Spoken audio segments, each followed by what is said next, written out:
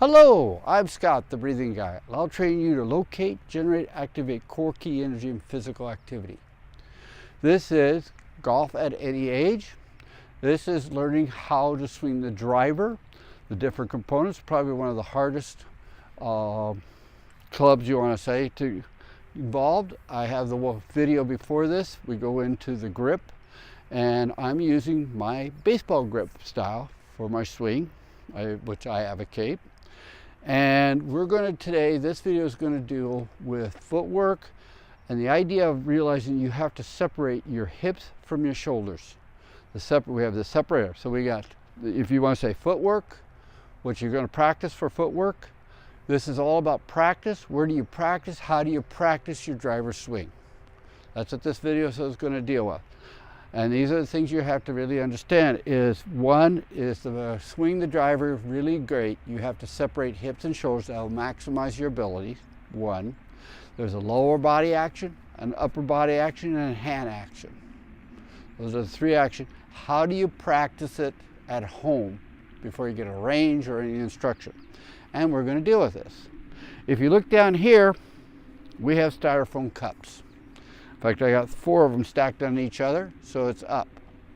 If you want, get bigger styrofoam cups. But we're going to use styrofoam cups, and we're going to hit it with the driver as our practice. Because if you get the thicker styrofoam, if you can break that on a good swing, you hit the ball a good distance. You can tell, and it's a stage. You can really take your time. And in golf, you don't think of striking the ball. You don't think of hitting the ball like a baseball. You don't want that. It creates the wrong, ineffective attitude. It tightens them wrong. You're thinking the club head goes through the ball. The ball gets in the way of the club head. You get that attitude involved, you won't be hesitating. Am I going to miss or whatever, like a baseball, chasing a baseball with your bat up there. So really understanding attitude comes into play in this involved. So the first thing you got to remember, always put your feet apart. If you want to say, your shoulders down to the outside of your, inside of your foot, not outside. Shoulder, so not like this. So many golfers have it like, I want your feet apart. Why? Because you can get a shift then. If your feet apart, your hips don't. Like this, I can move my hips. I can move my hips. See my foot turn. Like this. So, first thing I'm going to do is do lower body exercise. This is exercise, if you want to say, for all clubs. The idea of pivoting the foot, turning the hips. Turning the hips. You want your belly button face, where do you want the ball to go? That's the goal. How do you do that and how do you practice this? One, you turn your foot out 22 degrees. Anyway, why? Wherever the toe is pointed is where your energy flow is going to go. That's the rule from an energy point of view. So make a closed stance. That means I'm turning away from the ball. And put the heel toe even with the arch. That's a basic involved. That way, this is a practice, put apart. And if you want, tip your hips out. Now, this is an exercise. You can do it. As you're turning, as you start from here, inhale, push your stomach out, tip your hips, turn your foot, tighten here, right here. Then turn a little bit, first turn the shoulder a little bit hip, and then push off with the ball. Pull up on the left toe and bring your knees together like this. Turn your hips. Get the idea. Now, turning the heel. Think of the heel. When you deal, think of what position of the heel. The heel going out like this and then rotating around. It's not just rotating around. That's, you don't want to shift. If you want to shift, it's this, then turn. So practicing that. And you pull up on the big toe and see how my foot is off and you're on your side. So that way when you come up at the top, like this, you're like this. And all your weight is on the back of your heel, from here back. So you're creating that rotation. It's a rotation action we're trying to get. That's it, not a straight linear. It's a rotational force that we're developing. So bringing the club around after you deal, where you bring that foot up so you can turn around and slow down. So the practice is feet apart, get used to bend your knees, and just feel the push off with the ball, with the heel, pull up on this toe. So this is a pull up on toe, and this is a push down on the toe. And you let your heel go out. It's all about the heel. The way the heel moves determines what the hip's going to do. If the heel is over here, see how my hip is at an angle. But if I turn my heel slowly, I can turn all the way around. And then if I want like this, so I got to shift. When you have your feet together close, there's no shift. So you might as well just have the ball ball in front of you. If you want to shift, that gives you greater distance. The feet have to be past the shoulders, the outside foot. There's variations on this. So this is all basic. I understand it. I'm giving you. So the exercise is just like this. Inhale, push your stomach out, tighten a little bit, pull up in your glute a little bit, not hard. And then when you get here, blow out the air. But rotate that heel pivot, not over like this, straight up. You want it to go straight up. Your leg is straight up. That will prevent back injuries, over rotation of the hips. Now, and keeping this, if you want to say, inhale tight, come down, and then when you get to here, after you hit the ball, it's going, pull that belly button in really tight. Pull it in really hard. Let the air out. Shoulders drop. Why? It stabilizes the hips and your back so you don't hurt your back. That's a technique. This is a technique. It's a breathing technique to prevent you from hurting your back. Now, lower body, that's an exercise for the lower body. Now the upper body. How do you do your dress and work on the upper body involved? If you get back here, just as a practice, notice I'm about 4 inches away from the ball. That's I figure my shift is going to be involved. And how do you practice this? So you get in the angle. The idea of, if you're going to do straight hips like this, where I'm straight my hips, or do what I suggest is come up, shift, come down, and this is the ritual.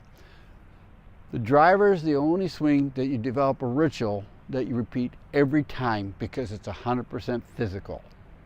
That's the key element. So whatever swing mechanic ritual you develop will produce the same effect out on the driving range. I'm trying to develop the best exercise approach and produce the best effect, given, if you want to say, your limitations even on the hips. But this is a great exercise, just the idea of shifting and holding it for a count of 10, 20 minutes, just like this, and then bend your knees down. So it's an exercise to strengthen your feet up.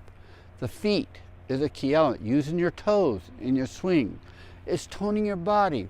If you're going to go out and play golf, why don't you use the whole body? It tones it up. So the whole idea here in the lower body is if you turn your hips like this, then you take it back, your body, you're already there.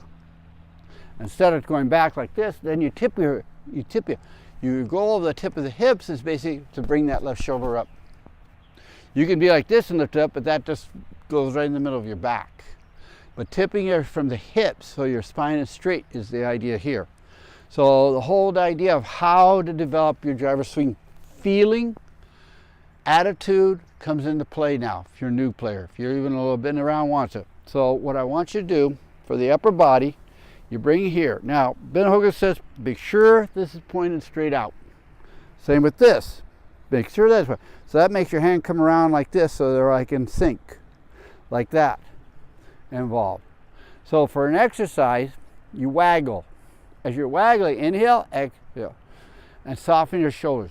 You have to make the upper body soft. That's the key. This is pure exercise. So when you take the club back, take it back an inch, soften shoulders. Take it back an inch, soften shoulders. Take it back an inch. Look at my left arm, how straight it is. Getting used to that, feeling it. Drop your shoulder. Rotate the shoulder into the pec of it. And then keeping that, and then when you come through, it's all there. It's so natural. It's so natural. Look at my foot come up. Involved. Making that natural is the key involved. But we're using the cups. If you can break a cup, you distance. You put 2 cups together, break that. That really how you whip it. But do it. Don't go fast. Go halfway and see how well you do. Don't go all the way. Just go a little bit. But be sure to move that foot around and hold it. That's the exercise. So you get used to being in this position. If this position's uncomfortable, you're not going to go to it in your swing. Making that position comfortable is the key element there.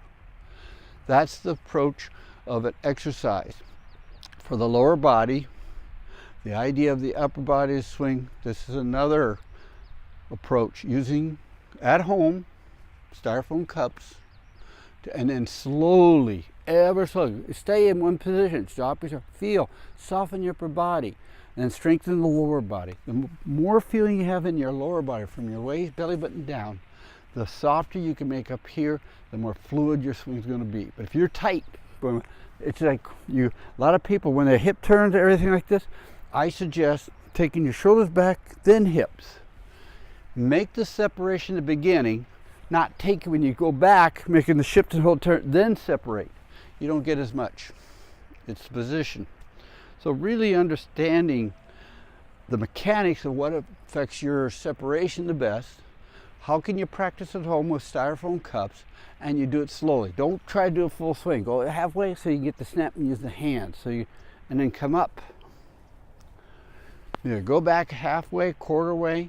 In fact, actually go back and pause. Feel your muscles, soften that right shoulder. Make that right side as soft as possible. The left is firm, the right is soft going back. When it comes down, it's going to be the opposite. This turns soft, this turns hard, firm. Because you want to transfer into you. What strikes the ball is the right hand. What's the right position on the bone? So it's the bone hitting the ball. That's what you're looking for. So this is one, using styrofoam cups home, developing the sensation of the rotation of the feet, learning the right heel position for the shift, and the rotation of the hips for the swing. Do it as an exercise to strengthen the left side foot, right side position, and get the feel shifting the hips too. Also, with the grip, baseball grip, make sure you're on the bone here, and the idea of you need the left shoulder up before you hit the ball, not after. The right shoulder will have to come down. So how do you make that right shoulder come up? Making the left shoulder down and two. And I'll clue you in the other thing. Why do you need an open stance? Not very few golfers do that, and look how they swing. You have to make your right elbow come through your body.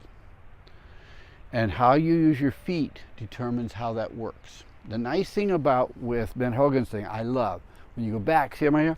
When you come down, shift, it comes into your body. It literally comes through, as your hips turn, then it goes through your body. That stabilizes the right arm. More shots are destroyed or off because of the right elbow position. If you come down and that right elbow is out just a little, it closes the face of the club. So the ball's going to go that way. If you're coming down and that right elbow comes a little under, it's going to open up. It's going to go right. But if you come down in the same position in this pocket, there's a little pocket right here. It's natural. It's right on the hip. And then as your hip turns through it, you snap through. That amplifies the right hand's ability to throw force into the club head. If you don't do what I suggest with the glove, and you have an even set, so many do, you watch them. When they come down, look, my elbow here, so they go like this. They come up on their toes, so the right elbow, because they got to have it bent. There's someone, like, unless you're doing this style, wee, like that, but then that's pure momentum. Some people have done it. They've jumped up in the air. It's not that matter, there's not other ways to do this.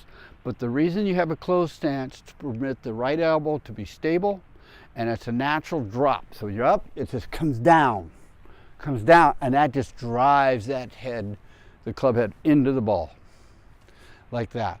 But if you're even like this, you have to either stand up on your toes to let that right elbow, otherwise it's going to run to the side.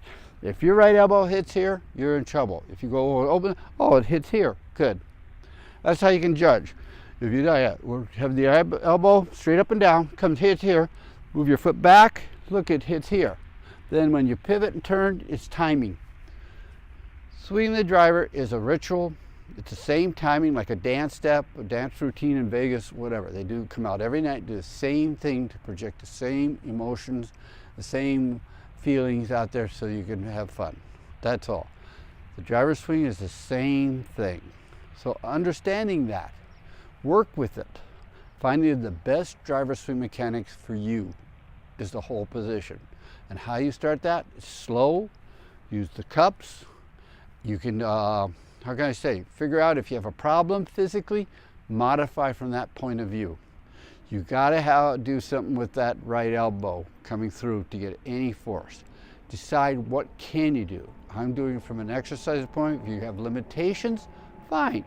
Figure out other ways to have the goal to have that left shoulder up, right shoulder down, and make sure that elbow is in the same position every time you swing so you get the same results. This is a combination of lower body action, the foot, the shift, and the upper body.